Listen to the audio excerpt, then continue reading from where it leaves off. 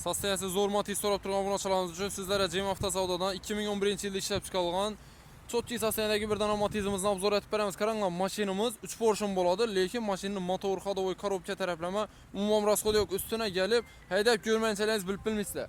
Mashinamiz 2011-yil kuzov taraflama hech qanday rasxodi yo'q. Durishini qaranglar. Mashinamizning krel telaridan zang chiqmagan. Zanglar bir qata ishlangan, hozir zang yo'q. Mashinamiz Polix variantda bo'ladi. Aynalari knopka, rullar gidrolika. Bu konditsioner ham bor ekan. Hurmatli obunachilarimiz, mashinamiz lyuks konditsioner. Maytafollo stompga atilgan poliklar chexollar qo'yilgan mashinaning sosteniyasi chotki holatda.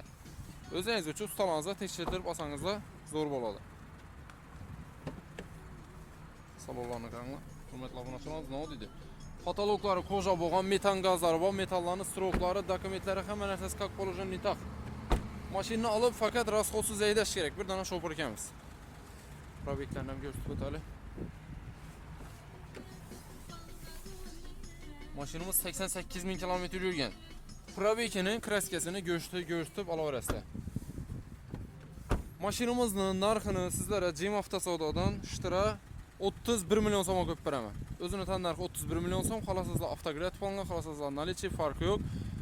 Genanda insasizlar genani beriladi, afamiyasi afamiya. Dokumentning hech qanday muammosi yo'q. Mashinamiz bolalar ham chotki sosteniyada.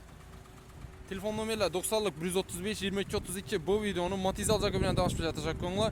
Hech qanday kredit etmaysizlardan, masalan, naqd pul olaman desangizlar ham narxi qimmat emas. Ustuna kelsangizlar mashinaning sosteniyasi puluna loyiq 31 million so'm shtir. Kelaverasizlar.